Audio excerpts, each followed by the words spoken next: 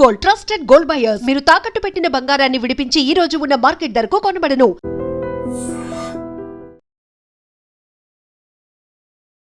నమస్కారం, welcome to I dream. ధర్మ మార్గం విత్ విజిత కార్యక్రమానికి స్వాగతం.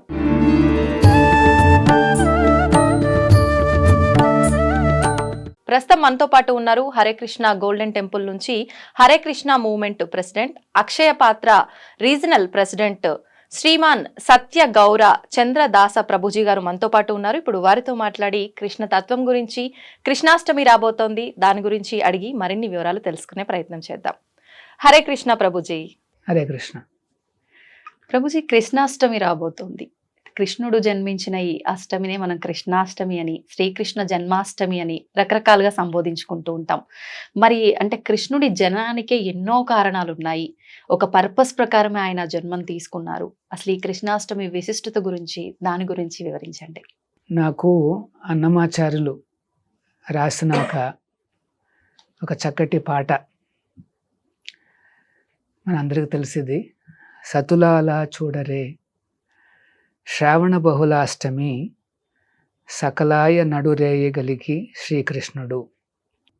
తర్వాత పుట్టియప్పుడే చతుర్భుజాలు శంకు చక్రాలు ఎట్టు ధరించేనే ఈ కృష్ణుడు అని అన్నమాచార్యులు ఆశ్చర్యపోతూ ఈ అద్భుతమైన రచన చేశారన్నమాట.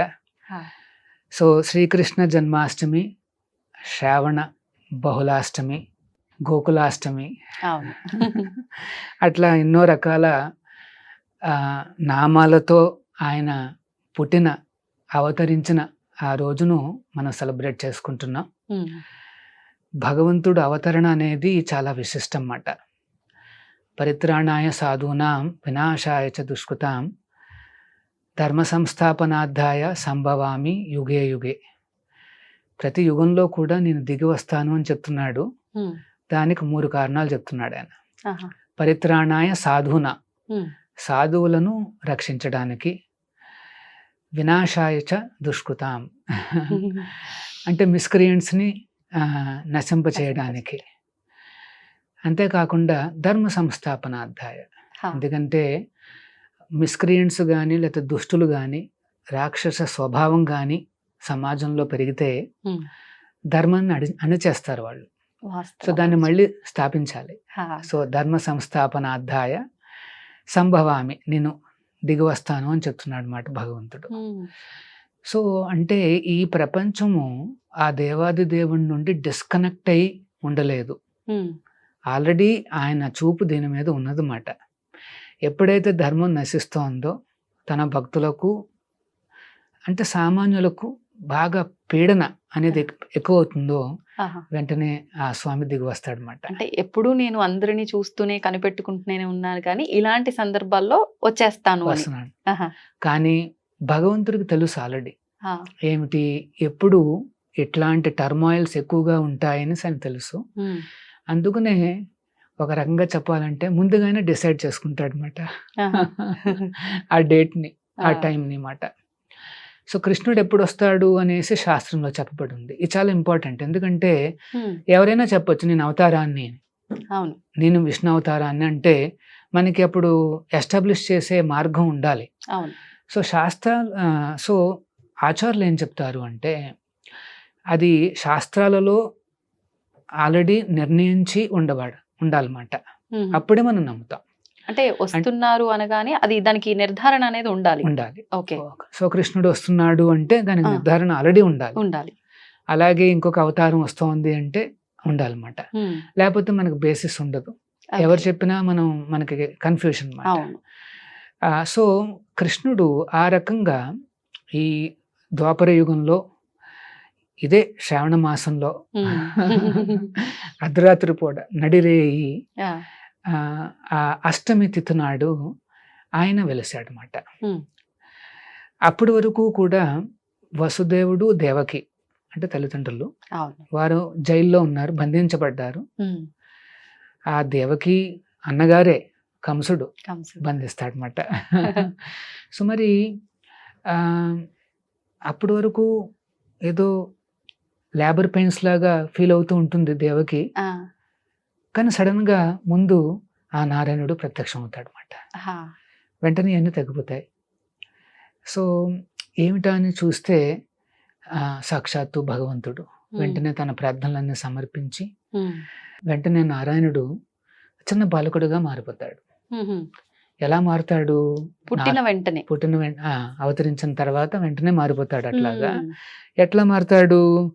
పుట్టేయప్పుడే చతుర్భుజాలు శంకు చక్రాలు ఎట్టు ధరించిన ఏ కృష్ణుడు అనేసి, అంటే ఆ చిన్న పిల్లవాడుగా ఉన్నప్పటికీ 4 చేతులు కనిపిస్తున్నాయి. శంఖ చక్ర గదాయుధాలతో, వైడూర్యాలతో, కిరీటాలతో, పెద్ద జుట్టుతో.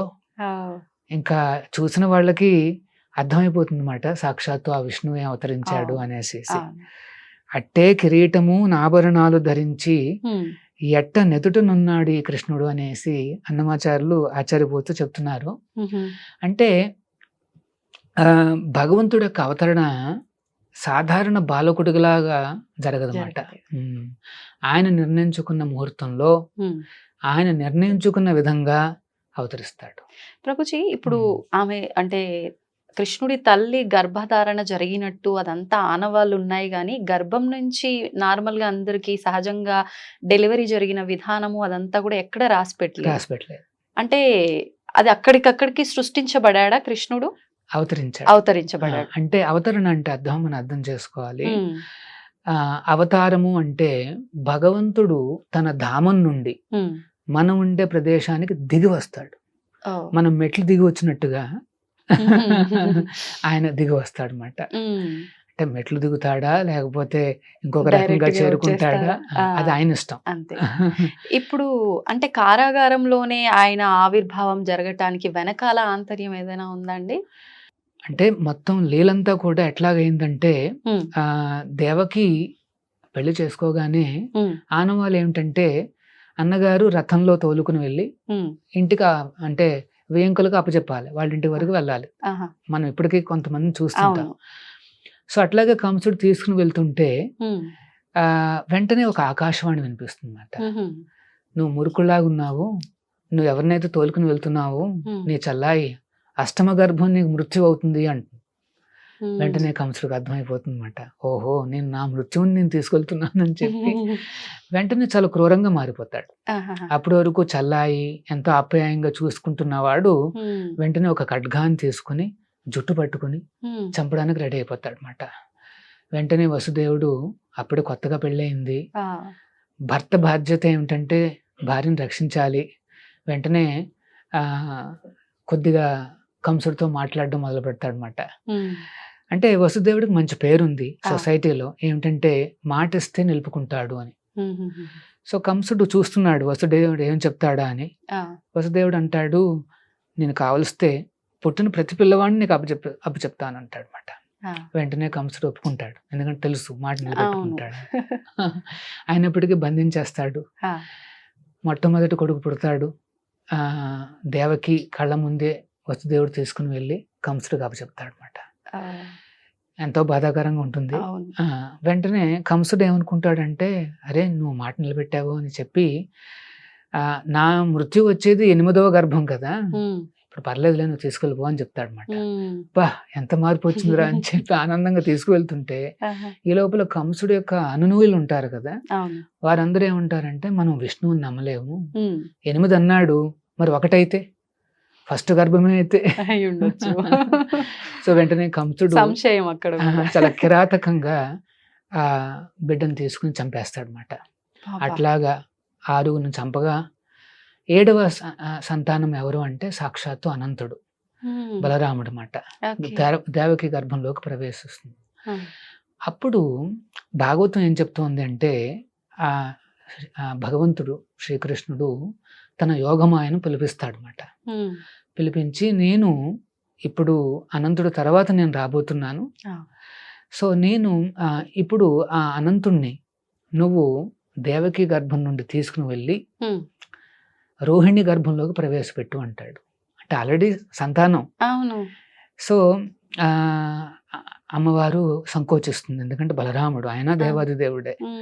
సో అప్పుడు కృష్ణుడు అంటాడు, కాదు ఇది సాధ్యం అవుతుంది, నువ్వు స్వామిని ఆకర్షించు, ఆకర్షించి రోహిణి గర్భంలోకి ప్రవేశం. రోహిణి ఎక్కడ ఉంటుంది అంటే Hmm. గోకులంలో ఉంటుంది అన్నమాట. ఆహా.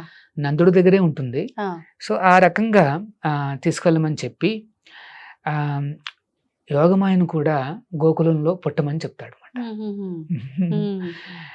సో ఆ రకంగా ఆ అరేంజ్మెంట్ పూర్తి కాగానే అందరూ ఏమనుకుంటారు అంటే ఆ, దేవకికి గర్భస్రావం అయిందనుకుంటారు, మిస్కేరేజ్.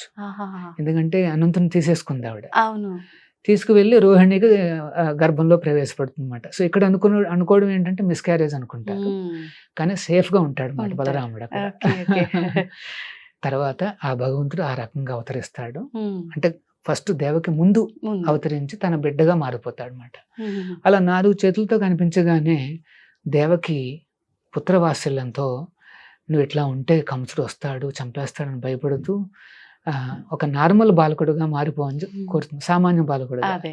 వెంటనే కృష్ణుడిగా మారిపోతాడు, ఆ. నల్లనయ్యగా మారుతాడు. ఆహా.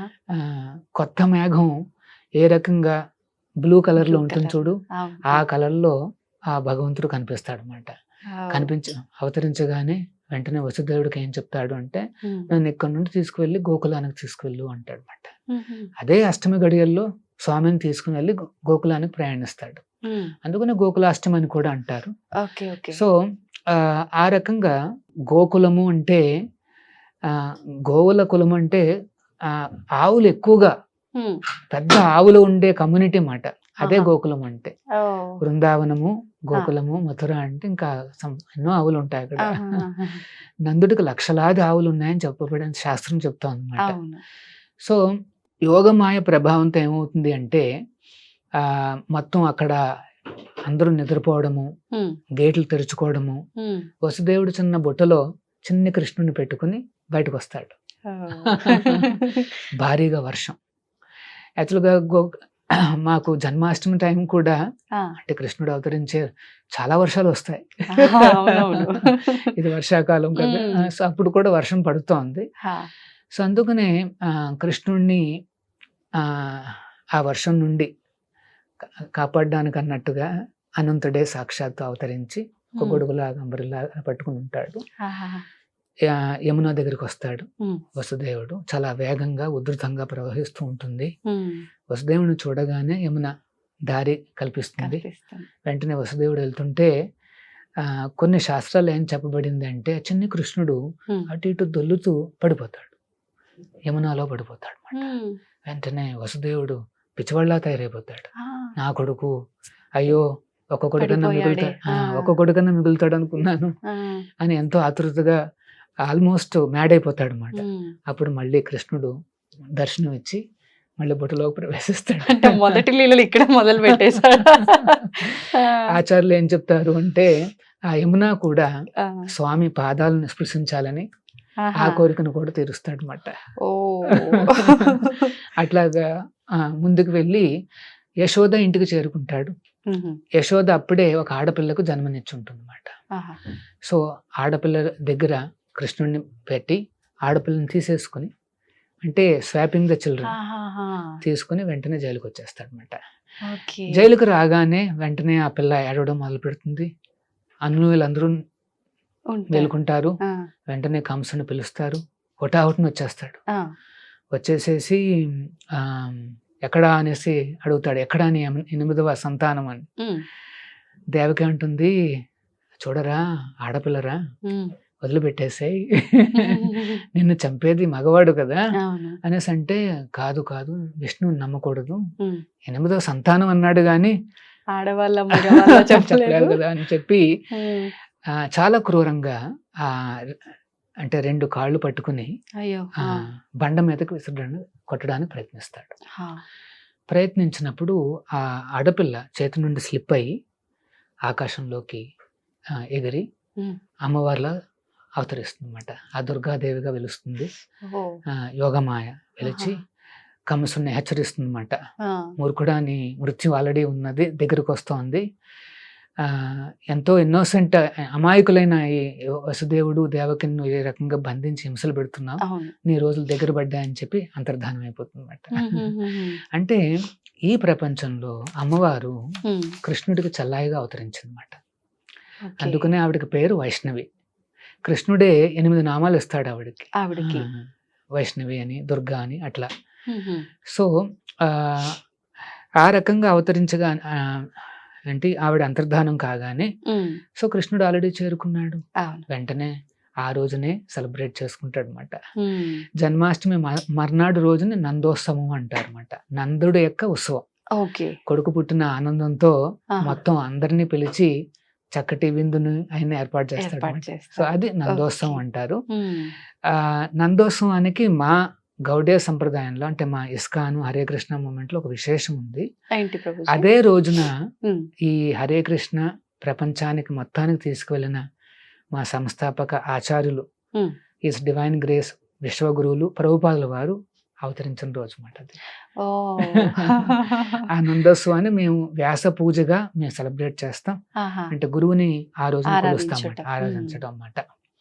సో ఆయన ఆచార్యులు ఈ హరే కృష్ణ మూమెంట్కి మ్మ్.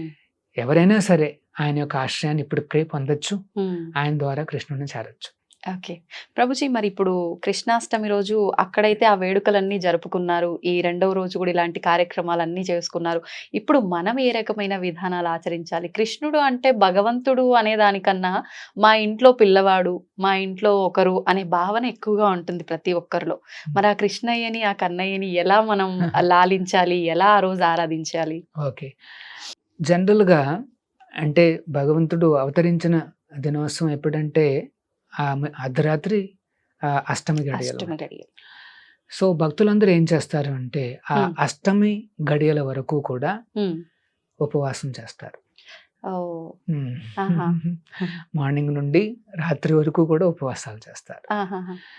ఉపవాసము చేస్తూ మ్మ్. ఇంకొక వైపు కృష్ణనామాన్ని చెబుతూ ఉంటారు అన్నమాట. మ్మ్. హరే కృష్ణ కృష్ణ కృష్ణ హరే హరే, హరే రామ రామ రామ హరే హరే చెబుతూ ఉంటూ చేస్తారు. అంతేకాదు ఎన్నో రకాల సేవలు అందిస్తుంటారు అన్నమాట. అవును. అంటే ఒక దేవస్థానానికి వచ్చి మ్మ్. కాస్త దర్శనం చేసుకోవడము, ఆ రోజు కొద్దిగా క్యూస్ ఎక్కువగా ఉన్నా సరే ఉంటుంది. అవును. కాస్త తపస్సులు చేస్తూ ఆ స్వామిని దర్శించుకోవాలని వస్తుంటారు. ఆ. మన ఇంట్లో చేయాలి అనుకుంటే మనం ఉపవాసం ఉండాల్సి అంటే అర్ధరాత్రి వరకు ఉపవాసం చేయడం చాలా మంచిది. మ్మ్. ఉపవాసం కొంతమంది నిర్జల చేస్తారు, అంటే వాటర్ కూడా తీసుకోకుండా చేస్తారు. మ్మ్. కానీ ఒకవేళ హెల్త్ రీజన్స్ అట్లాంటివన్నీ ఉంటే మీరు పళ్ళు ఫలాలు జ్యూసెస్ అని తీసుకోవచ్చు. మ్మ్. దీన్ని ఏమంటారు అంటే అనుకల్పము అంటారు, అనుకల్ప ప్రసాదము అంటారు అన్నమాట.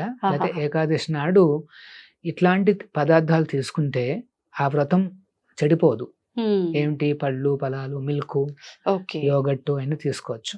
ఆహా. పల్లీలు తీసుకోవచ్చు, మ్మ్. సగ్గుబియ్యం తీసుకోవచ్చు. ఓకే. సగ్గుబియ్యం దుంపతో వస్తుంది కాబట్టి ఆ. సో దుంపలు వెజిటేబుల్స్ అని తీసుకోవచ్చు. ఆహాహా. సో ఒక్క ధాన్యాలు మ్మ్. పప్పులు పల్సెస్ అన్నీ కూడా అవి అవాయిడ్ చేయాలన్నమాట. ఓకే. సో పాలు ఫ్రూట్స్ వెజిటేబుల్స్ అని తీసుకోవచ్చు. మ్మ్. చాలా మంది భక్తులు తీసుకుంటారు కూడా. మ్మ్. కానీ అక్కడ మెయిన్ విషయం ఏమిటంటే ఈ హరే కృష్ణ మహామంత్రాన్ని హరినామాన్ని చెబుతూ ఉండాలి. ఎంత వీలైతే అంత చేయాలి. కొంతమంది భక్తులు అయితే ఆ రోజున 64 మాలలు చేస్తారు. 64 అంటే 64 ఇంటూ 108 సార్లు ఆ భగవంతుడి నామాలు ఉచ్చరిస్తూనే ఉంటారు అన్నమాట. అంటే దాదాపు ఎన్ని అవర్స్ పడుతుండొచ్చు ప్రభుజీ? కానీ ఆచార్యులు వారు రికమెండ్ చేసింది ఏమిటంటే 16 మాలలు 2 గంటలు పడుతుంది. కానీ కొంతమంది భక్తులు 64 చేస్తారు. అంటే 2 ఇంటూ 4 అంటే 8 గంటలు పడుతుంది అన్నమాట. సో ఉపవాసం చేస్తూ భగవత్ నామస్మరణ చేస్తూ తర్వాత వీలైతే దేవస్థానానికి వచ్చి దర్శనం చేసుకుంటూ అక్కడ ఇంట్లోనే స్వామికి ఏమన్నా వెన్నతో చేసినవి కానీ ఘీతో చేసినవి కానీ పాలతో చేసినవి కానీ కొన్ని స్వీట్స్ అలా సమర్పించే స్వామికి అవి ఒక 9 మందికో 18 మందికో పంచాలి. ఆ రకంగా పంచితే అది చాలా విశిష్టం ఆ రోజున. అంతేకాదు దానం చేసే శక్తి ఉన్న వాళ్ళందరూ కూడా గోసేవకు కానీ అన్నదానానికి కానీ ఇస్తే ఆ కృష్ణుడికి ప్రీతి పొందుతారు అన్నమాట. సో అది ఈ అంటే చాలా సింపుల్ ప్రొసీజర్ చెప్పాను. కొంతమంది హరివాసరం కూడా చేస్తారు, అంటే అర్ధరాత్రి పూట కూడా పడుకోకుండా ఈ హరినామ కీర్తన చేస్తూ జాగరణ. జాగరణ చేస్తారన్నమాట. ఓకే. మార్నింగ్ వరకు జాగరణ చేసుకుంటారు. ఉమ్. అలా జాగరణ చేస్తే లేవగానే వెంటనే మీరు గ్రెయిన్స్ తీసుకోకూడదు. ఉమ్. ఆ రోజు కూడా కొద్దిగా మధ్యాహ్నం పూట వరకు పళ్ళు ఫలాలు తీసుకొని ఆ ఓకే. మధ్యాహ్నం పూట మీరు అప్పుడు గ్రెయిన్స్ తీసుకోవచ్చు అన్నమాట. ఆహాహా. సో ఆ ఓకే. రకంగా చేసే పద్ధతులు ఉన్నాయి. ఉమ్. సింప్లెస్ట్ ఏంటంటే భగవంతుడి నామస్మరణ చేస్తూ కాస్త ఉపవాసం అంతే. చేసి కొన్ని నైవేద్యాలు పెట్టండి. ఉమ్. వీలైతే దేవస్థానానికి రండి. అంతే. అంటే ఒకవేళ ఆలయానికి వెళ్ళడం కుదరకపోయినా, కుదరకపోతే ఇంట్లో ఇవన్నీ చేయకపోయినా నామస్మరణ చేసుకుంటూ ఉన్నా సరిపోతుంది. వీలైతే ఆ గ్రెయిన్స్ అనేవి అవాయిడ్ చేయాలి. అవాయిడ్ చేయాలి. ఓకే. ప్రభుజీ, ఇప్పుడు ప్రభుపాదుల వారు కృష్ణ తత్వం గురించి అందరికీ వివరిస్తూ కృష్ణ భక్తిని విశ్వవ్యాప్తం చేస్తున్నారు. దాని గురించి ఒక చిన్న వివరణ ఏదైనా. సో ప్రభుపాదుల వారు చిన్నప్పటి నుండి కృష్ణ భక్తుడే. ఉమ్. ఆయన యాక్చువల్గా కృష్ణుడి యొక్క ఏమన్నాలంటే క్లోజ్ అసోసియేట్ అన్నమాట. భగవంతుడి యొక్క అనునూయుడు. ఆయన స్వయంగా దిగి వచ్చాడు. ఉమ్. సో చిన్నప్పటి నుండి కూడా చూస్తాం అన్నమాట ఆయనలో ఆ కృష్ణతత్వం అనేది, ఆ భక్తి అనేది చాలా గాఢంగా ఆయనలో కనిపిస్తుంది అన్నమాట. హా. 8 ఏళ్ల వయసులోనే ఒక పెద్ద రథయాత్రను ఆర్గనైజ్ చేస్తారు ప్రభుపాదుల వారు. ఉమ్. చిన్నప్పుడు ఇంకా 1 year కూడా ఉండదు, ఆహా. మేబీ 2 years అంటే జస్ట్ నించున్నాడు అంతే. ఓ. అప్పుడు సంకీర్తనలో పాల్గొంటూ ఆయన కూడా అట్లాంటి వృత్తాంతాలన్నీ కూడా ఆయన బయోగ్రఫీలో ఉన్నాయన్నమాట. ఆహా. సో ఆ రకంగా చిన్నప్పటి నుండి కూడా ఎంతో గొప్ప కృష్ణ భక్తిని చూపించే ఆయన ఉమ్. ఈ బ్రహ్మ మధ్వ గౌడీయ సంప్రదాయంలో వస్తున్న ఒక ఆచార్యులను కలిశారు. ఎప్పుడు ఆయన యవన దశలో ఉన్నప్పుడు. ఆహా. ఈయన కలిసిన గురువులు ఎవరు అంటే శ్రీల భక్తి సిద్ధాంత సరస్వతి ఠాకూర్లు అనేసి మాట. ఉహుహు. ఆయన బ్రహ్మ మధ్వ గౌడీయ సంప్రదాయంలో 31వ ఆచార్యులు. ఓ. ఆయన కలవగానే జస్ట్ మొట్టమొదటి రోజున వెళ్ళి ఆయన చూసి దండం పెట్టుకోగానే లేచి నించోగానే ఉమ్. భక్తి సిద్ధాంతులు ఒక మాట అన్నారు ఆయనతో. ఆ. ఏమని, మీరందరూ ఎడ్యుకేటెడ్ కదా, ఉమ్.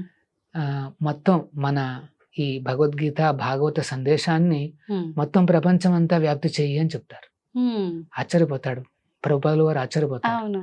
అదేంటి ఫస్ట్ టైం కదా నేను కలిసింది. కలిసిందనేసి. సో కానీ గురువు గారు చూడగలరు అవును. ఎవరెవరు ఎవరేంటి అనేది. అనేసి చూడగలరు. వెంటనే ఆయన చెప్పడంతో ఆశ్చర్యపోయి వెంటనే ఒక ప్రశ్న అడుగుతారు ప్రభుపాదుల వారు. ఏమని, ఇది 1920s లో జరుగుతుంది, 30s లో జరుగుతుంది. ఓ. మన భారతదేశానికి స్వాతంత్రం లేదు. ఉమ్. స్వాతంత్రం లేని దేశం ఏం ప్రచారం చేయగలదు? హా. మనం ఏం మాట చెప్పినా ఎవరు వింటారు? అవును. అందరూ అనేది ఏంటంటే నీకే స్వాతంత్రం లేదు, ఉమ్. నువ్వేంటి నువ్వేం చేస్తావు ఇంకా? నువ్వేం చేస్తావు ఇంకా అనేసి అడుగుతారు కదా. అంటే అవును. అప్పుడు భక్తి సిద్ధాంతులు అంటారు, మనం తీసుకెళ్తున్న ఈ మెసేజ్ భగవద్గీత భాగవతం అనేది ఉమ్. ఈ స్వాతంత్రాలు లేకపోతే ఎనీ భౌతిక పరిస్థితుల మీద ఆధారపడలేదు నాయన. హా.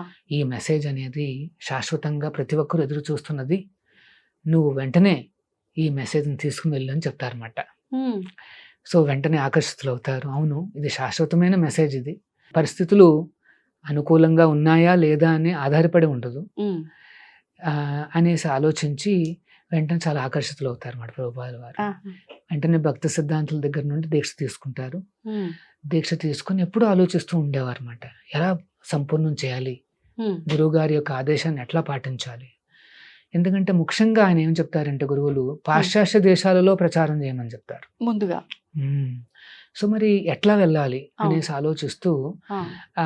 ప్రభుపాదుల వారు ఎన్నో రకాల ప్రయత్నాలు చేస్తారు. ఫస్ట్ ఇండియాలోనే ప్రయత్నాలు చేస్తారు. ఆహా. కానీ ఇండియాలో అందరూ ఏంటంటే అందరూ అమెరికా వైపు చూస్తున్నారు. అప్పటి నుంచి ఇదే ఉంది. అదే ఉందండి. అంటే ఫస్ట్ బ్రిటన్ కాస్త పతనం చెందడంతో అమెరికా.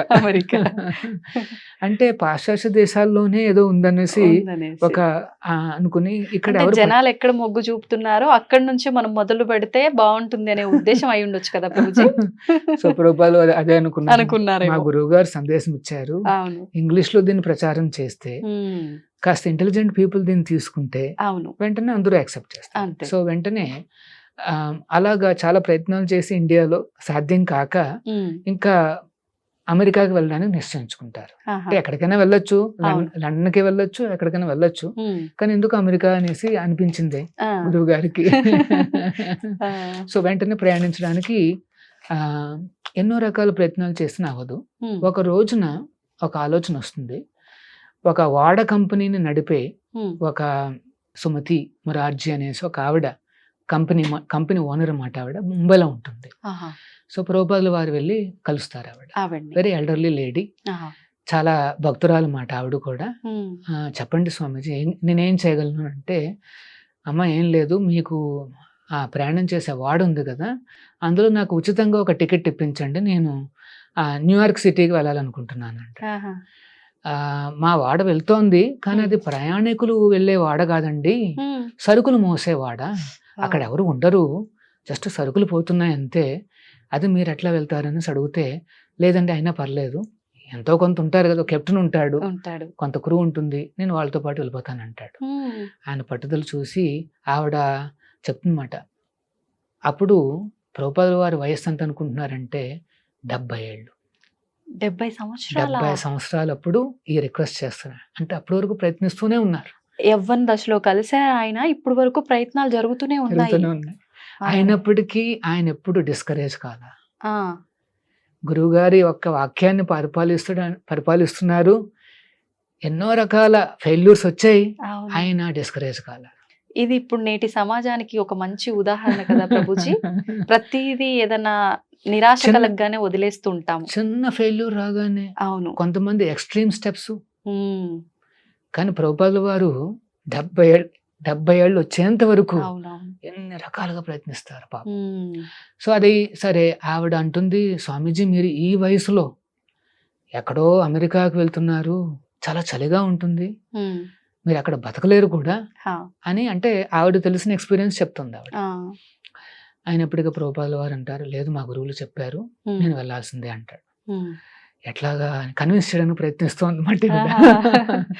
తర్వాత అంటుందన్నమాట, అక్కడ మీరు రావాలని ఎవరు కోరుకోవటం లేదు, మిమ్మల్ని ఆహ్వానించిన వాళ్ళు కూడా ఎవరు లేరు, మీరు అక్కడికి ఎందుకు వెళ్తున్నారు, ఎంత పెద్ద రిస్క్ ఎందుకు తీసుకుంటున్నారు, ఉండిపోండి అంటూ.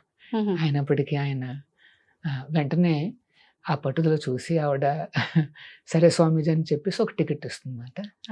ఆ వాడ పేరు జలదూత. సో ప్రభుపాదుల వారు అందులో ప్రయాణిస్తారు. ప్రయాణించినప్పుడు ఫస్ట్ 3-4 రోజుల్లో శ్రీలంక, అంటే మన ముంబై నుండి ప్రారంభమై అలా శ్రీలంకకు చేరుకుంటుంది. అక్కడ నుండి మెయిన్ స్ట్రీమ్ ఓషన్లోకి వస్తే ఎక్కడ చూసినా సముద్రం. వెంటనే సీ సిక్నెస్ వచ్చేస్తుంది ఆయనకి. వచ్చేసేసి ఆకలి అనిపించదు, కాస్త వామిటింగ్ లాంటిది సెన్సేషన్ ఉంటుంది, చాలా వీక్ అయిపోతారు. ఒక రోజున హార్ట్ అటాక్ వస్తుంది. చాలా హార్ట్ అటాక్ రాగానే సమూహం ఆ కెప్టెన్ వీళ్ళందరూ వచ్చి కాస్త సేద తీర్చి ఫస్ట్ ఎయిడ్ ఇస్తారు, కాస్త తీసుకుంటారు. కానీ ఆయనకి ఆకలి ఇంకా రాదు మాట, వెనక్కి రాదు ఏమి. నెక్స్ట్ ఇంకొక 2 రోజులు కాగానే మళ్ళీ ఇంకొక సెకండ్ హార్ట్ అటాక్ వస్తుంది. వెంటనే కుప్పకూలిపోతారు. అనుకున్నారంట, మేబీ నాకు ఈ రకంగా రాసి పెట్టుందేమో, వాడలోనే నేను పరంపదించాలని రాసి పెట్టుందేమో అని అనుకుంటారు. ఎందుకంటే 70 years కదా. కానీ ఆయన అలాగా ఒక ఆపస్మారక స్థితిలో ఉన్నప్పుడు ఆయన కలలోకి కృష్ణుడు కనిపిస్తాడు అన్నమాట. కనిపించి ఇంకా నీకేమీ కాదు ఇక్కడ, నువ్వు అమెరికాకు ప్రయాణించని చెప్పి, ఈ పడవకి ఇంకేం కాదని చెప్పి ఒక అష్యూరెన్స్ ఇచ్చి, అప్పుడు ప్రభుపాదుల వారు ఏం చూస్తారు అంటే 10 అవతారాలు స్వయంగా ఆ పడవని తీసుకెళ్తున్నట్టుగా కల వస్తుంది అన్నమాట. వెంటనే చాలా కాన్ఫిడెన్స్ వస్తుంది. అప్పుడు అట్లాంటిక్ అనే సముద్రంలోకి ప్రవేశిస్తుంది అన్నమాట వాడ. కెప్టెన్ అంటాడు, అట్లాంటిక్ చాలా భయానకంగా ఉంటుంది స్వామీజీ, మీకు మరి ఏమవుతుందో అనేది భయంగా ఆయన అప్పుడు ప్రభుపాదుల వారు అంటారు, ఏం కాదు, ఆల్రెడీ కృష్ణ భగవానుడే చెప్పేశారు. అసలు చాలా స్మూత్ గా వారు ఫస్ట్ బోస్టన్ చేరుకుంటారు, ఆ తర్వాత న్యూయార్క్ సిటీకి చేరుకుంటారు అన్నమాట. చేరుకుని దిగుతున్నప్పుడు స్వామీజీ చేతిలో 5 ట్రంక్ బాక్సులు ఉంటాయి. ఆహా. అవన్నీ భాగవతం పుస్తకాలు. ఉమ్. ఆయన చెందింది ఇంకొక చిన్న బ్యాగు. ఆ. 40 రూపాయలు చేతిలో ఉన్నాయి. 70 ఏళ్ల వయసు, ఎవరూ లేరు. సహాయానికి. ఆ, అలా దిగుతూ ఉన్నప్పుడు ఆ కెప్టెన్ పేరు పాండే. ఉహుం. పాండే గారు, నా దగ్గర $1 లేదు, నా దగ్గర కొన్ని పుస్తకాలు ఉన్నాయి, నేను ఒక సెట్ ఇస్తాను మీకు, ఉమ్. మీరు పుస్తకాలను తీసుకుని మీకు అంత తోస్తే అంత డబ్బులు ఇవ్వండి అని అడుగుతారు. ఆ. సో ఆ రకంగా ప్రభుపాదుల వారు ఆ డబ్బు తీసుకుని, ఉమ్. దాంతో పెద్ద పెద్ద ఏరియాస్ లో ఉండడానికి లేదు, లేదు. ఒక చిన్న బస్తీలో, ఉమ్. అక్కడ ఏమంటారంటే లోవర్ ఈస్ట్ సైడ్ అనేసి ఆహా. ఒక ప్లేస్ మాట న్యూయార్క్ సిటీలో. అక్కడ ఒక చిన్న బస్తీలో ఆయన ఉమ్. ఒక అమెరికన్ యంగ్స్టర్ ఎవరో ఉంటారు, ఆహా. ఆయనతో రూమ్ షేర్ తీసుకుంటారు. ఎందుకంటే ఓ. ఓన్ గా రూమ్ ఉండే తీసుకోవాలంటే అంత లేదు లేదు, స్తోమత. డబ్బులు లేవు ఆ. అన్నమాట. వాడేమో డ్రగ్ అడిక్ట్.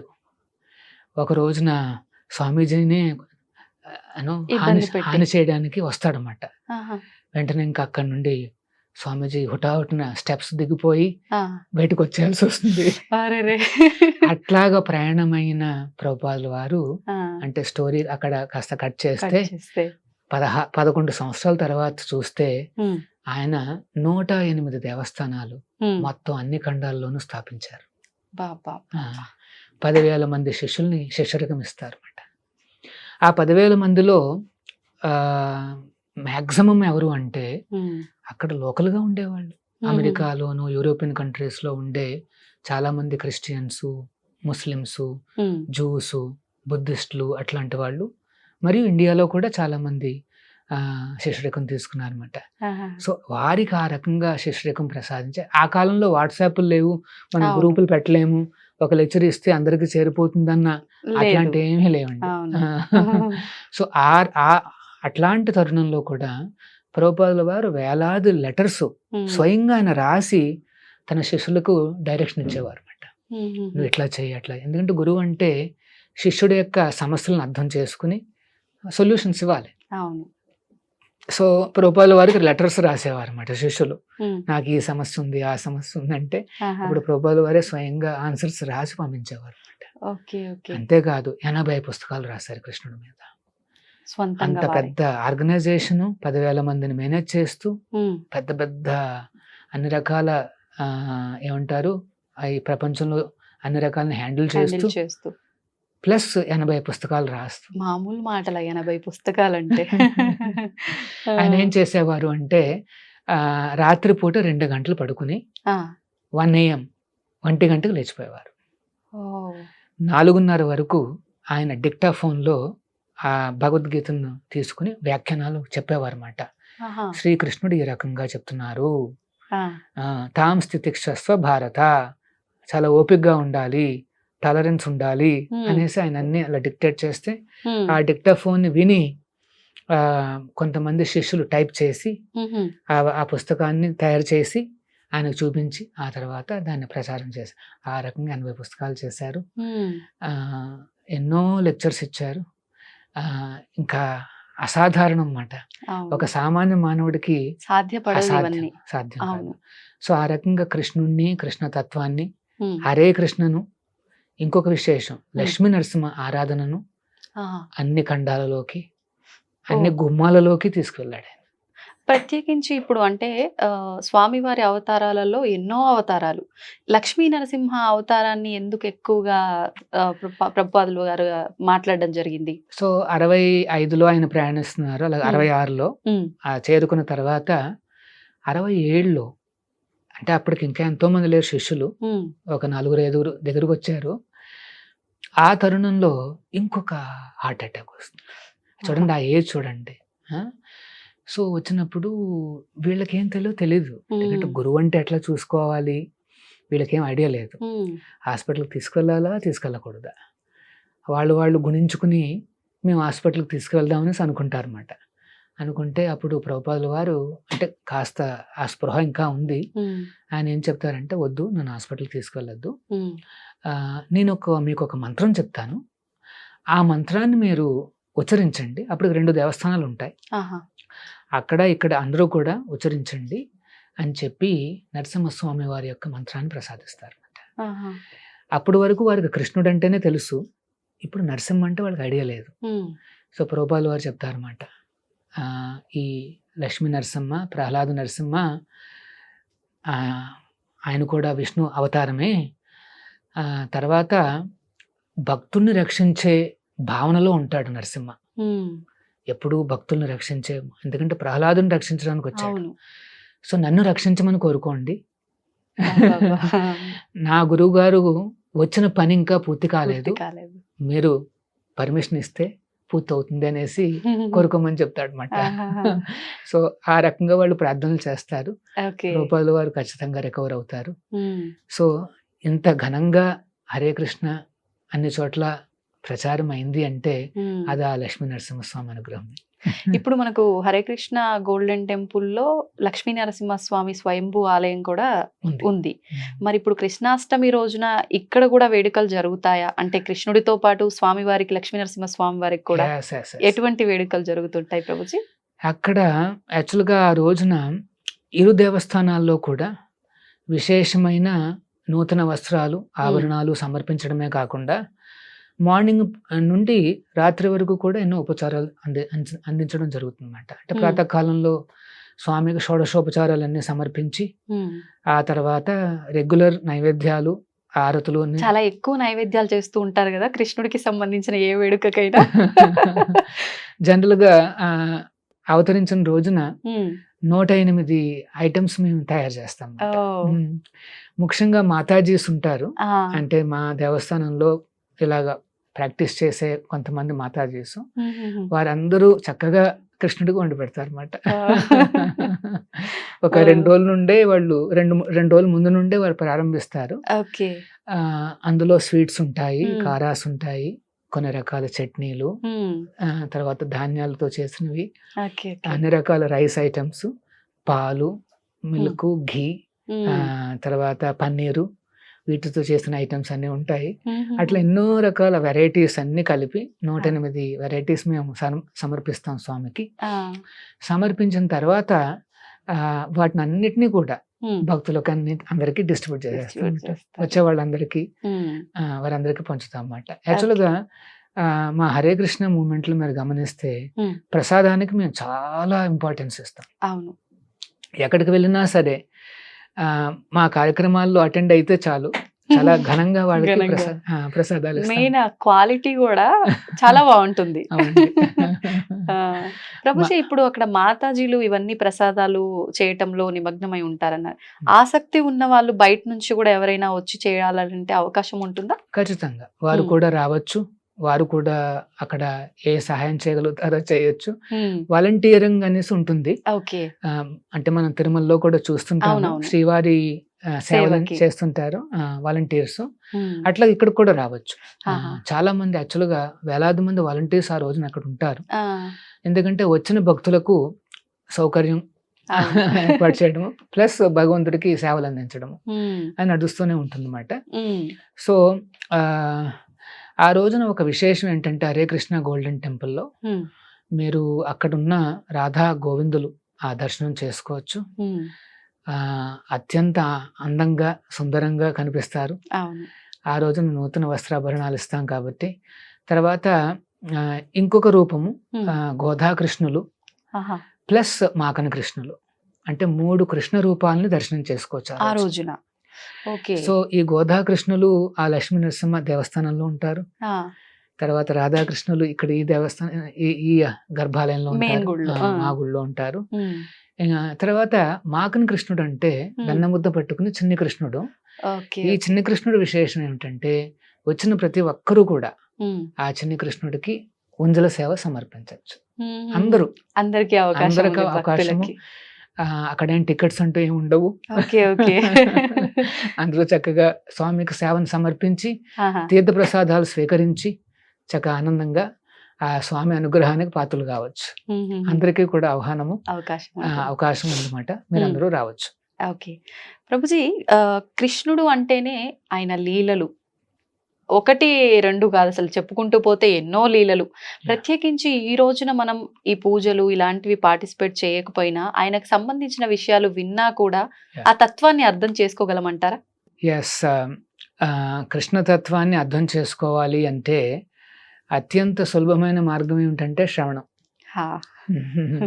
కృష్ణుడి గురించి వినాలి. వినటం. కానీ ఎవరి నుండి వినాలి ఉమ్, అది చెప్పారు. అది మనం ఆచార్యుల వారి నుండే వినాలి.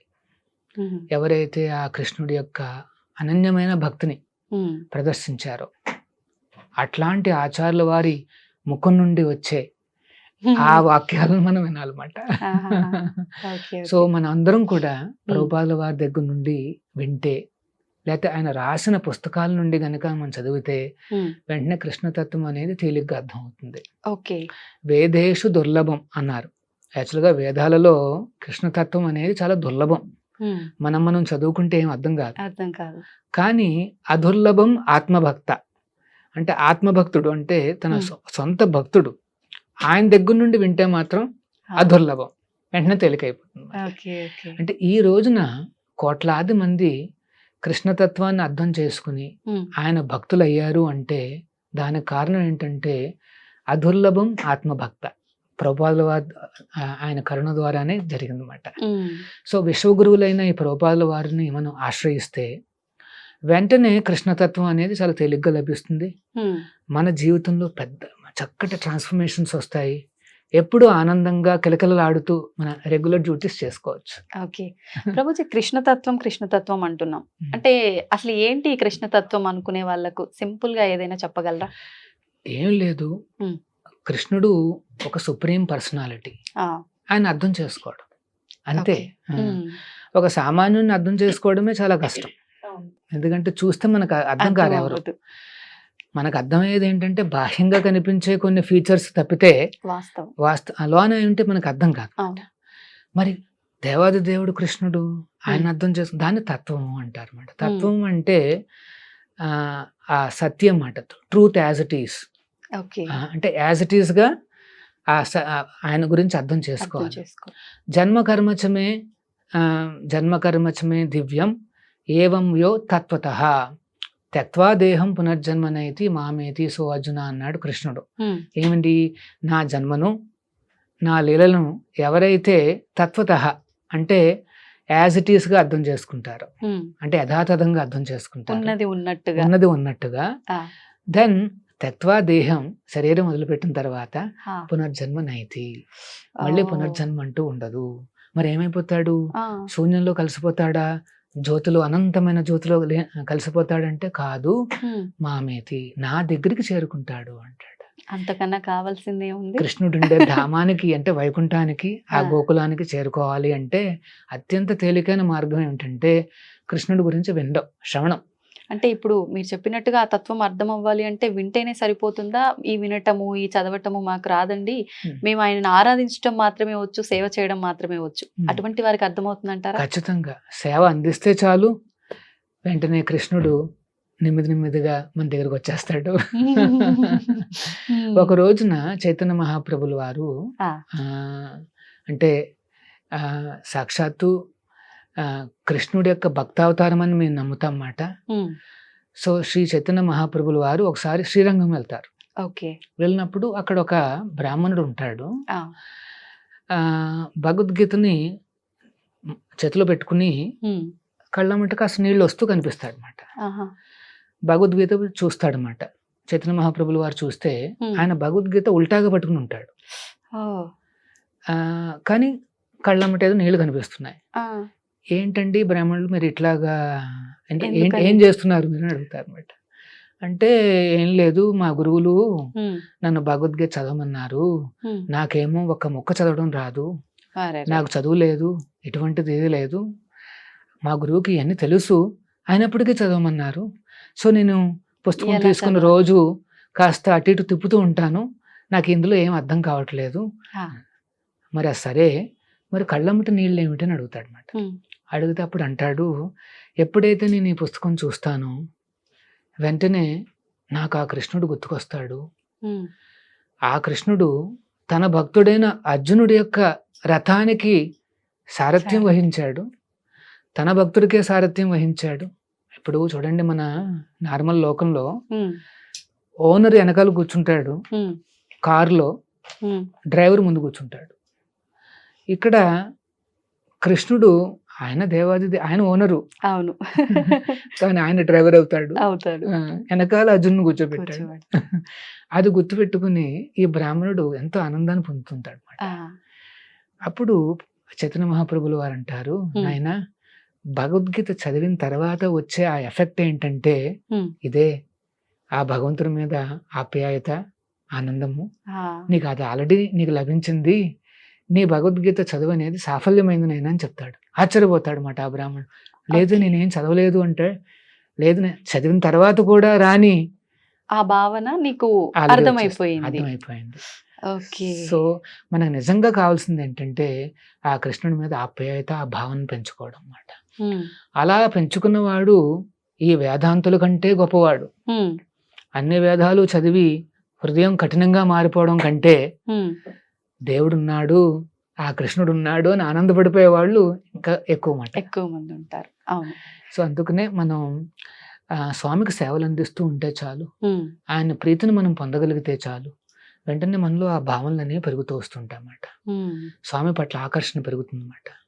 ఎప్పుడైతే ఆ రకంగా ఆకర్షితం అవుతాడో, అందుకనే కృష్ణుడికి పేరు ఏంటంటే సర్వాకర్షకుడు అని పేరు మాట. కృష్ణ అంటే అర్థం అందరినీ ఆకర్షిస్తాడు. ఫ్యామిలీస్ కావచ్చు, లేకపోతే యంగ్స్టర్స్ కావచ్చు, చిన్నపిల్లలు కావచ్చు, ఎవరైనా కావచ్చు. ఒక్కసారి మొదలు పెట్టారు కృష్ణుడికి సంబంధించింది వినటమో చూడటమో అంటే డైవర్ట్ అవ్వలేరు అన్నమాట.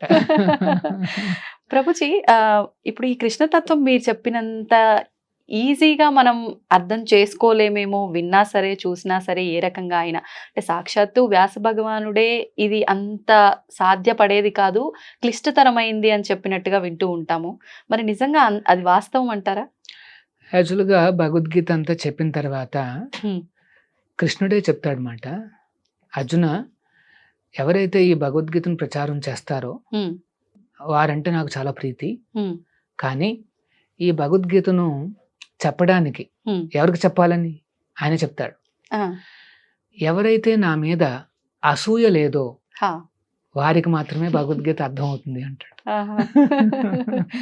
సో భగవద్గీత చదవాలన్నా, కృష్ణతత్వాన్ని అర్థం చేసుకోవాలన్నా మొట్టమొదటి స్టెప్ ఏంటంటే మనం కృష్ణుని చూసి అసూయ పడకూడదు, ఆయన దేవాది దేవుడు అని చెప్పి అంతే ఆ శరణాగతి అనేది ఉండాలన్నమాట. సో మరి ఎందుకు కష్టం అని చెప్తారంటే, ఇప్పుడు చూడండి, మనం రామచంద్రుని చూసాం అనుకోండి, సరే ఫస్ట్ విష్ణువుని చూసాం అనుకోండి, 4 చేతులతో శంఖచక్రాలతో ఎంతో గౌరవనీయంగా అద్భుతంగా కనిపిస్తాడు. వెంటనే దేవుడు అని అర్థమైపోతుంది. మనకి ఇంకా ఫిలాసఫీలు అవసరం లేదు, ఏం అవసరం లేదు, చూడగానే అర్థమైపోతుంది నాకంటే గొప్పవాడు అనేసి. రామచంద్రుని చూసారనుకోండి, అబ్బో చాలా మర్యాద పురుషోత్తముడు, ఎన్నో నియమంగా ఉన్నాడు. 16,000 మంది మునులు ఆయన వచ్చి రామచంద్రుని కోరుకుంటారు, మేము దాసులుగా దాసి అంటే మిమ్మల్ని పెళ్లి చేసుకోవాలనుకుంటున్నాం అంటాడు. అంటే ఆ రూపాన్ని మాకు ప్రసాదించండి అవుతాడు అన్నమాట. అప్పుడు రాముడు అంటాడు, ఈ అవతారంలో నేను ఏకపత్ని వ్రతుణ్ణి, నెక్స్ట్ అవతారంలో నేను కృష్ణుడిగా రాబోతున్నా అని చెప్తాడు అన్నమాట. సో అంటే రామచంద్రుని చూసినా ఎంతో మర్యాద పురుషోత్తముడు అంటారు, అంటే ఎంతో చాలా నియమంగా కనిపిస్తాడు. కానీ కృష్ణుడి దగ్గరికి వస్తే ఒక సామాన్యుడిగా కనిపిస్తాడు, గోవుల్ని కాచుకునే ఒక కాపురిలా కనిపిస్తాడు, నెమలి పించం పెట్టుకుంటాడు. ఆ తర్వాత గోపికలతో ఆడుకుంటుంటాడు. తర్వాత 16,000 మందిని పెళ్లి చేసుకుంటాడు. ఇవన్నీ అర్థం కాదన్నమాట, అంతమందిని పెళ్లి చేసుకున్నాడు ఏమిటి అనేసి. నిజంగా వీళ్ళంతా 16,000 మందిని పెళ్లి చేసుకున్నాడు. 16,108 మందిని పెళ్లి చేసుకుంటాడు ద్వారకాలో. యాక్చువల్గా ఏమవుతుందంటే, ఒక నరకాసురుడు వాడేం చేస్తాడు అంటే, అన్ని రాజ్యాల మీద దాడి చేసి ఆ రాజులను ఓడించినప్పుడు అక్కడుండే కన్యలందరినీ దొంగలించుకుని వచ్చి తన ఆధీనంలో పెట్టుకుంటాడు. ఆ రకంగా 16,108 మందిని బంధిస్తాడు. వాళ్ళందరినీ ఒప్పించి పెళ్లి చేసుకోవడానికి ప్రయత్నాలన్నీ చేస్తూ ఉంటాడు అన్నమాట. ఆ తరుణంలో కృష్ణుడు అక్కడికి రావడం జరుగుతుంది. కృష్ణుడు సత్యభామ ఇద్దరు అక్కడికి రావడం జరుగుతుందన్నమాట. జరిగినప్పుడు ఆ కాలంలో ఏంటంటే అది వైదిక సంప్రదాయం అన్నమాట. ఒకవేళ ఏ కన్య అయినా సరే ఇంటి నుండి ఒక్క రాత్రి లేకపోయినా సరే ఎవరు పెళ్లి చేసుకోరు. ఒక్క రాత్రి 2 రాత్రులు లేకపోయినా సరే ఎవరు పెళ్లి చేసుకోరు. అసాధ్యం పెళ్లి అనేది.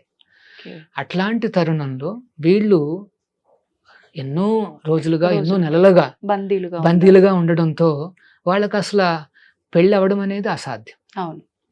సో కృష్ణుడు వచ్చి ఆ రాక్షసుని సంహరించిన తర్వాత వీళ్ళందరి చెర నుండి విడిపిస్తాడు. విడిపించినప్పుడు వాళ్ళందరూ భగవంతుడిని ఆల్రెడీ ఆకర్షితులైపోతారు స్వామిని చూడగానే. వెంటనే ప్రార్థనలు ఇచ్చి సరే మీకేం కావాలని కోరుకోమని చెప్తే మాకిప్పుడు మేము ఇంటికి వెనక్కి వెళ్ళినా సరే ఎవరు పెళ్లి చేసుకునే అవకాశం లేదు.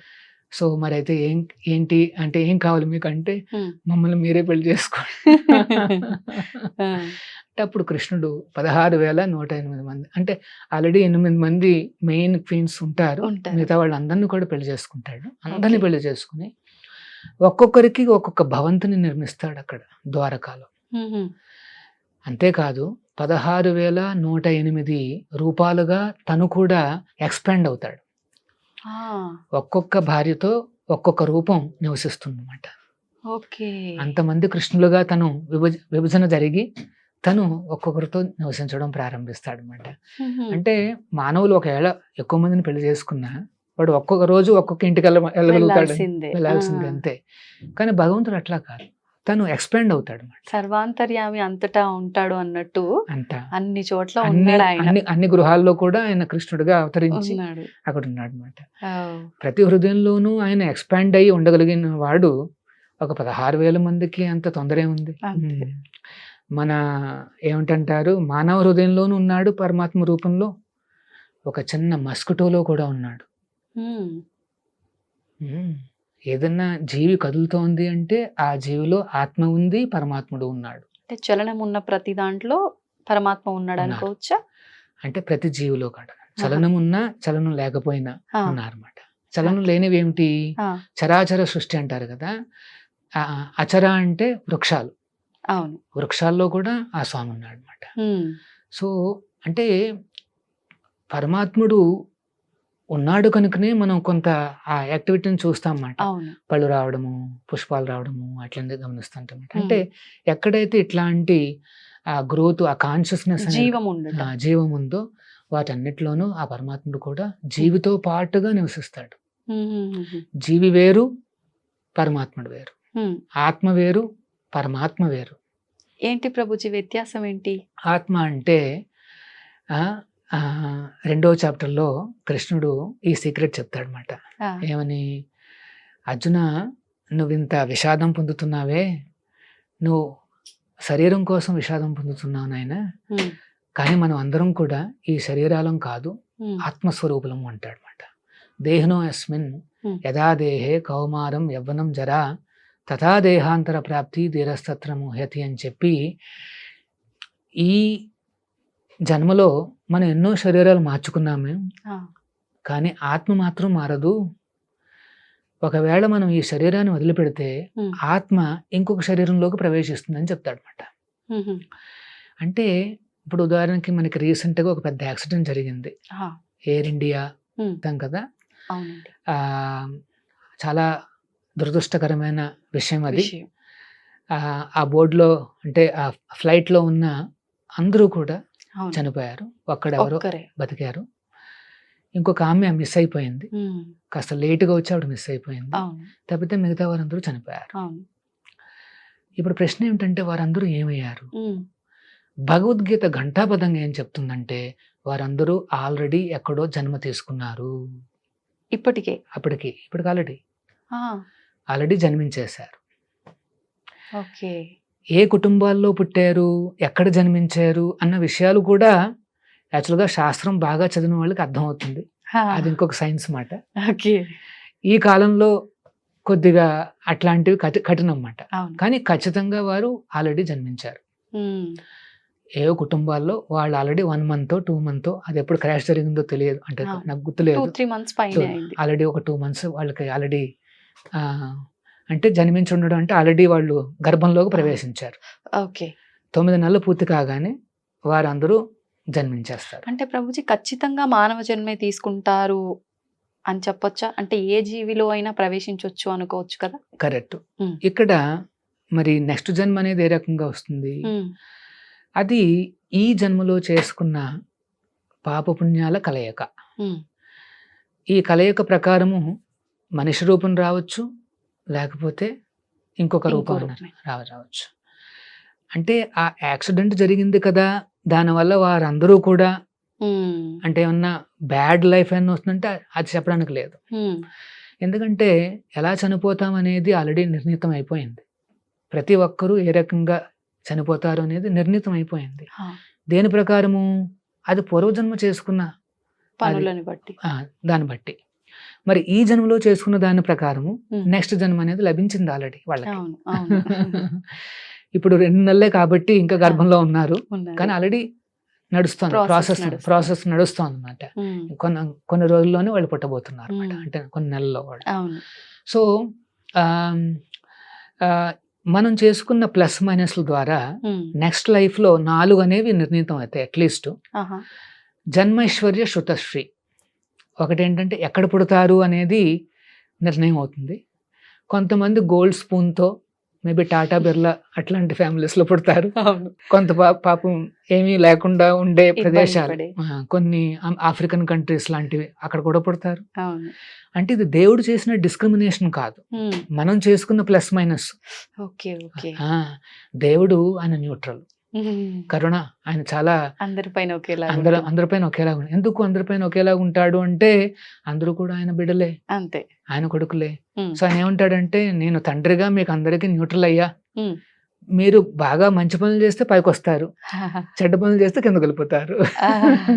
ప్రభుజీ ఇప్పుడు అందరూ ఆయన బిడ్డలే, మరి అందరూ ఆయన బిడ్డలైనప్పుడు ఎన్నెన్నో అరాచకాలు, దుర్మార్గాలు, ఒకడేమో చాలా మంచివాడు అవుతాడు, ఒకడేమో చాలా దుర్మార్గుడు అవుతాడు. మరి మన తల్లి అయితే మనని ఖచ్చితంగా తప్పు చేస్తే మందలించి సరి చేస్తుంది. మరి భగవంతుడు సరి చేసే ప్రయత్నం చేస్తున్నాడా అంటే ఏం చెప్తారు? ఖచ్చితంగా చేస్తాడు. ఒకవేళ ఎవరైనా బాగా భయానకమైన రాక్షసుడు అయిపోతే స్వయంగా వచ్చి వాడిని చంపడం కూడా చేస్తుంటాడు స్వామి.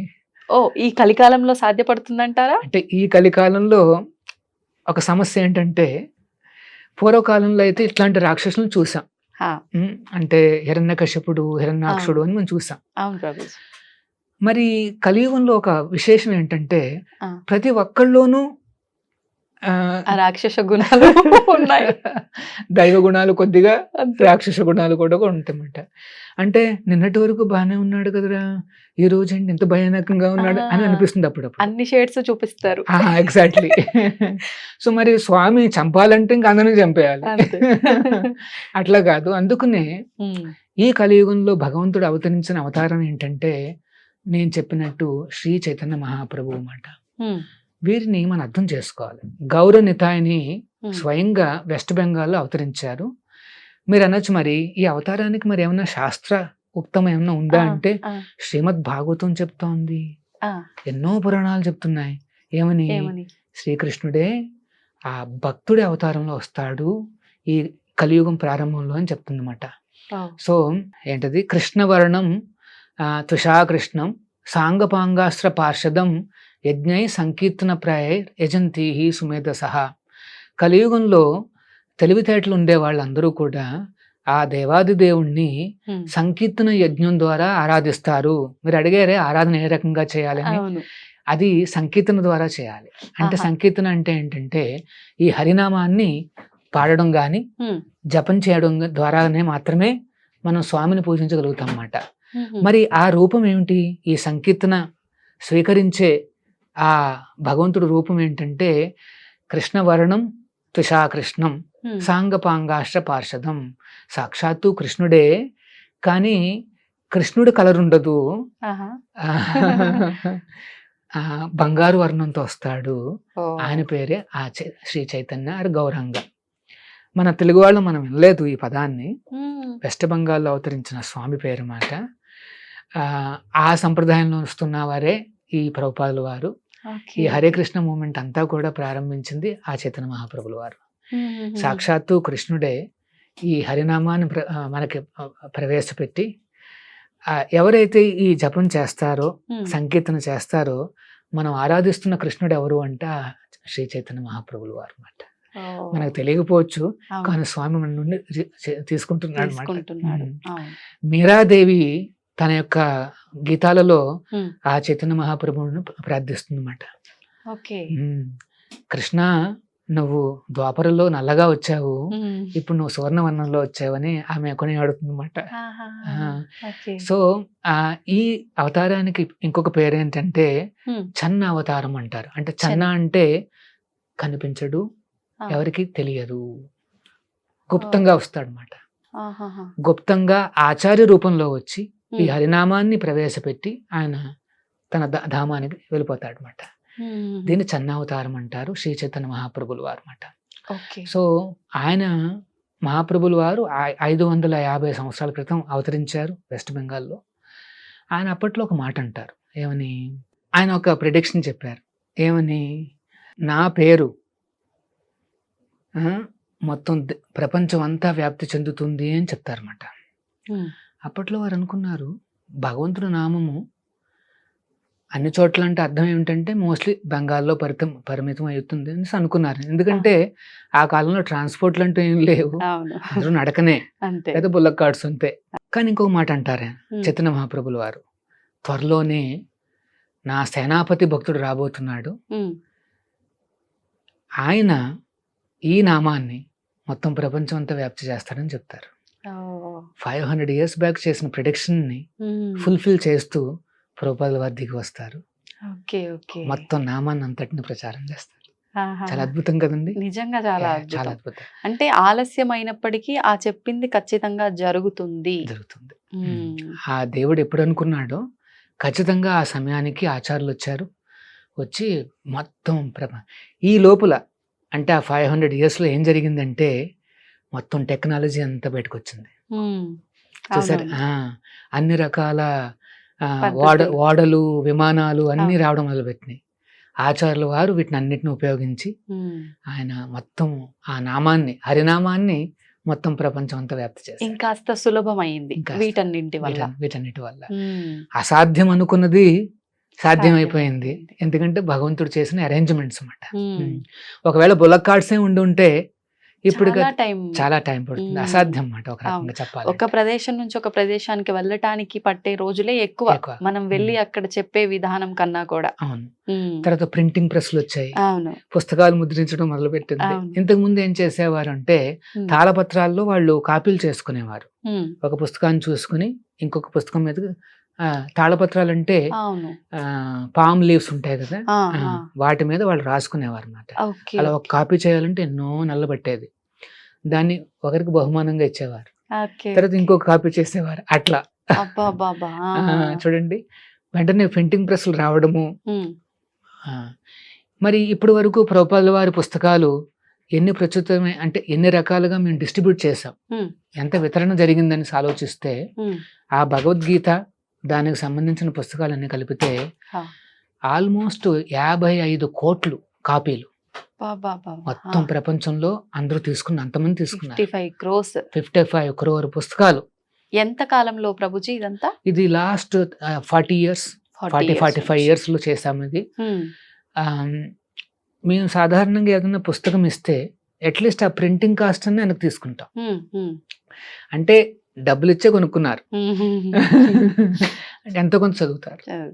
ఉచితంగా ఇస్తే దాన్ని పల్లీలు పెట్టుకోవడానికి వాడుకుంటారు, వాల్యూ ఉండదండి. మనకే వాల్యూ లేకపోతే వాళ్ళకి వాల్యూ ఎలా ఉంటుంది? సో అందుకనే ప్రభుపాదుల వారు ఆ రకంగా ఈ మోడర్న్ టెక్నాలజీని ఉపయోగించుకుని, సాధారణంగా ఆధ్యాత్మికత అంటే అన్నిటి నుండి కాస్త దూరంగా, టెక్నాలజీలు వాడకూడదు, ఇట్లాంటి వసతులు ఉండకూడదు, తపస్సులు అంటే కఠినంగా ఉండాలని కాదు. అది కాదు నిజమైన ఏంటో వైరాగ్యం అంటే.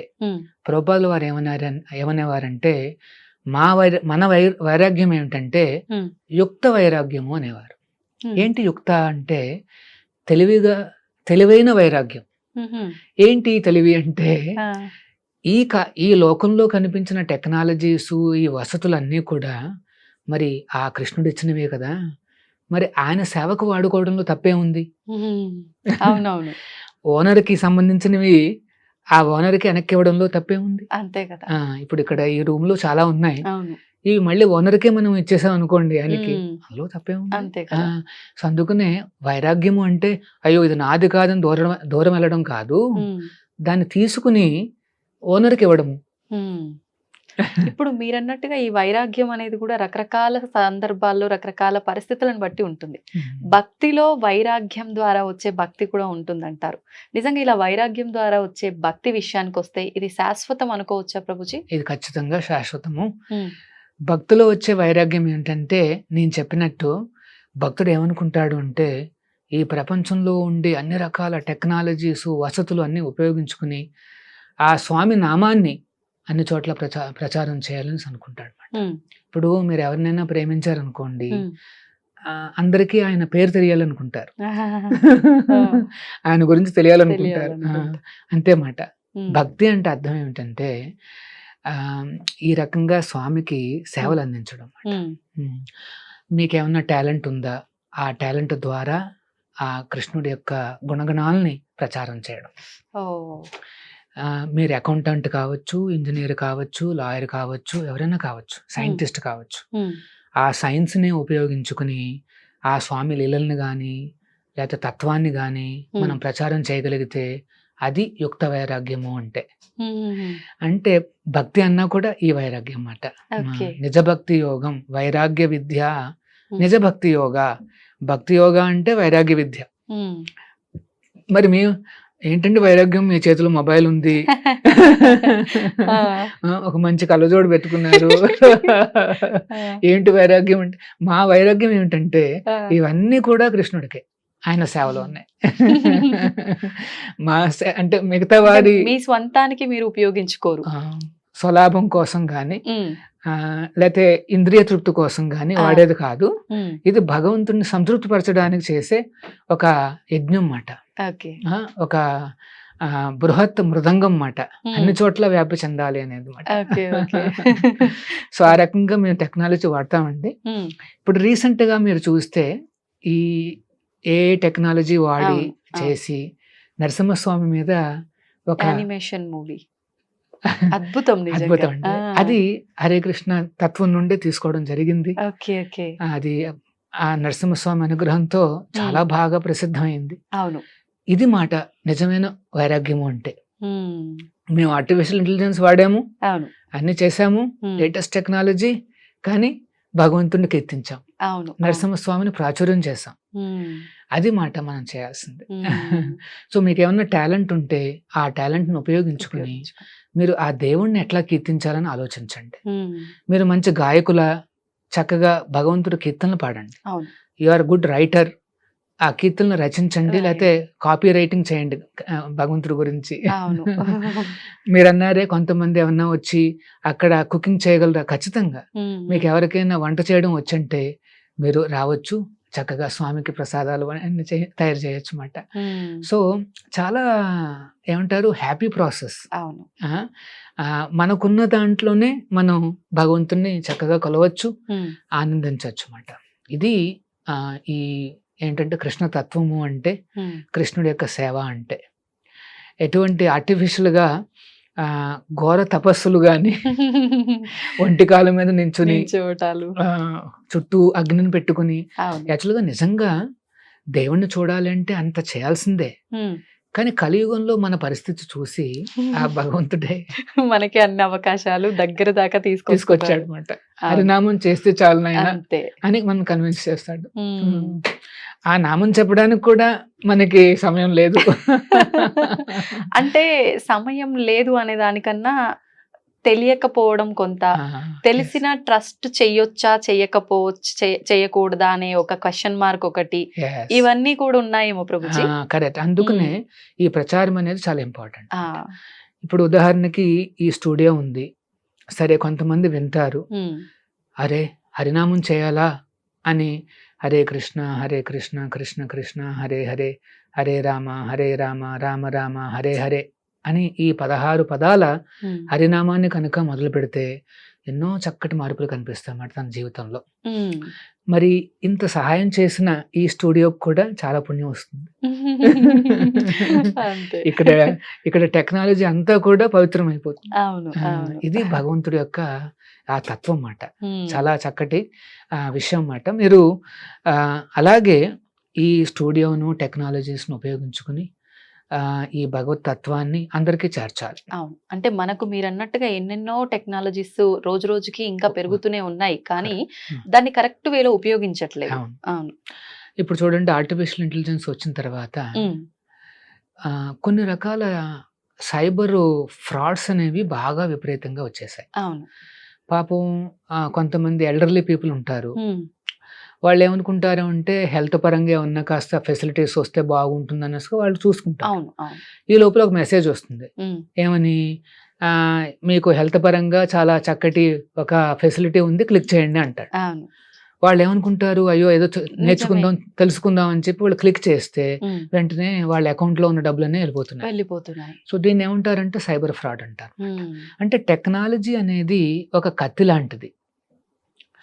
దాన్ని మంచికి వాడుకోవచ్చు, చెడ్డకి వాడుకోవచ్చు. ఇప్పుడు డాక్టర్ గారి చేతిలో కత్తి ఉంది, వాడు కోస్తున్నాడు శరీరాన్ని, కానీ ప్రాణాన్ని నిలబెడుతున్నాడు. అవును, దాన్ని సర్జరీ అంటారు. అంతే. కానీ ఒక తీవ్రవాది ఉన్నాడు, వాడి చేతిలో కత్తి ఉంది, కానీ వాడు కోస్తున్నాడు శరీరాన్ని, కానీ చంపేస్తున్నాడు. వాడిని తీవ్రవాది అంటారు. కత్తి ఒకటే, కానీ వాడుకునే విధానం.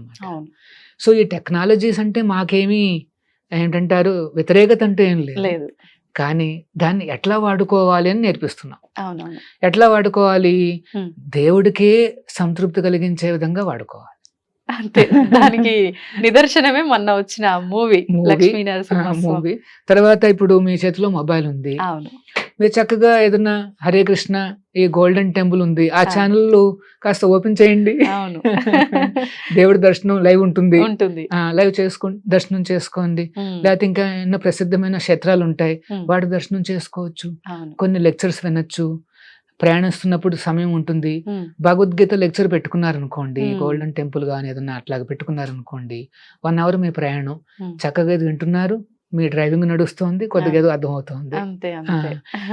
కొన్ని వెహికల్స్ లో అయితే వాళ్ళు చూసుకోవచ్చు కూడా మూవీస్.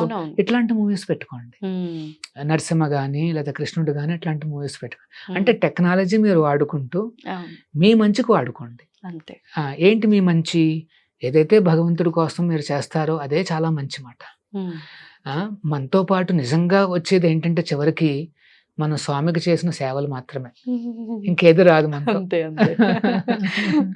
సో మీరు ఎంత సేవ చేస్తే అంత మంచిది. మరి నేను ఎట్లా చేయగలను సేవలు, జస్ట్ హరినామం చెప్పండి, లేకపోతే వినండి, ఒక కీర్తన వినండి. మీరు కారు డ్రైవ్ చేస్తున్నారు, ఒక సాంగ్ పెట్టుకోండి, ఇదే నేను పాడిన అన్నమాచార్యుల వారిది, అది పెట్టుకోండి, లేదా హరికృష్ణ పెట్టుకోండి. సో అట్లాగా స్వామికి సేవలు అనేది చాలా తేలిక. అంతే.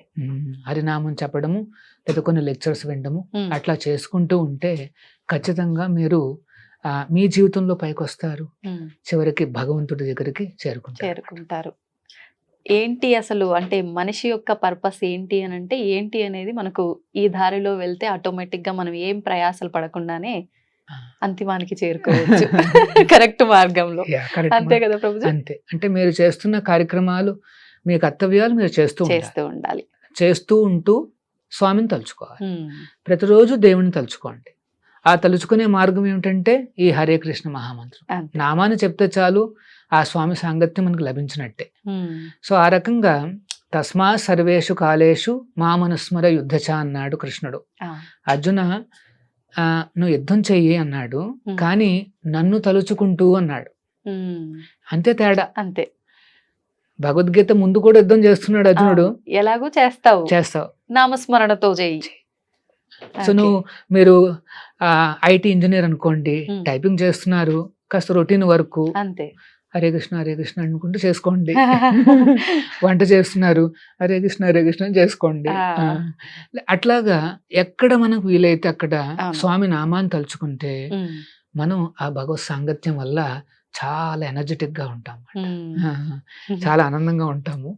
ఆ తర్వాత ఇవన్నీ మనం ఇక్కడ కర్తవ్యాలన్నీ సంపూర్ణమైన తర్వాత పునర్జన్మ నైతి, మళ్ళీ ఇంకొక జన్మ అంటూ ఉండదు. ఈ దుఃఖాలయానికి రావాల్సిన అవసరం లేదు. ఆ స్వామి ఉండే వైకుంఠానికి, ఆ గోలోకానికి చేరుకోవచ్చు. అక్కడ కూడా ఫ్యామిలీస్ ఉంటాయి, అక్కడ కూడా చక్కటి రాజ్యాలు ఉంటాయి, అక్కడ కూడా అన్ని రకాల వసతులు ఉంటాయి. కాకపోతే దేవుడు ఉంటాడు. ఆ శ్రీకృష్ణుని చూడొచ్చు, ఆ నారాయణుని చూడొచ్చు అన్నమాట. ఇది జీవిత ఆశయం కావాలి. నతే విదుహు స్వార్థగతిం విష్ణు. మన స్వార్థగతి ఏంటంటే ఆ విష్ణువు, ఆ శ్రీకృష్ణుడు. సంతోషం ప్రభుజీ, చాలా మంచి విషయాలు, అద్భుతమైన వివరణ. మొత్తానికి అంటే కృష్ణ తత్వాన్ని అర్థం చేసుకోవాలంటే ఏం చేయాలి, అసలు మన లైఫ్ యొక్క పర్పస్ ఏంటి అనేది ఈ మాటలు వింటే అర్థమైపోతుంది. హరే కృష్ణ హరే ప్రభుజీ. కృష్ణ. దీన్ని తవ్వండి, తవ్వుతూనే శివలింగం. పరమాత్మకు జీవా సరే దాన్ని అట్లా కప్పేసేయండి, చూపించదండి. Krishna is there. మూర్తి పూజ కాదు, సాక్షాత్ బ్రజేంద్ర నందన భగవాన్ ఉన్నారు మూర్తిలో. ఏమీ ఆశించకుండా ఆరాధించే వాళ్ళు కూడా ఉన్నారా ప్రభుజీ? నిజమైన భక్తి అంటే మనకు తెలియదు కాబట్టి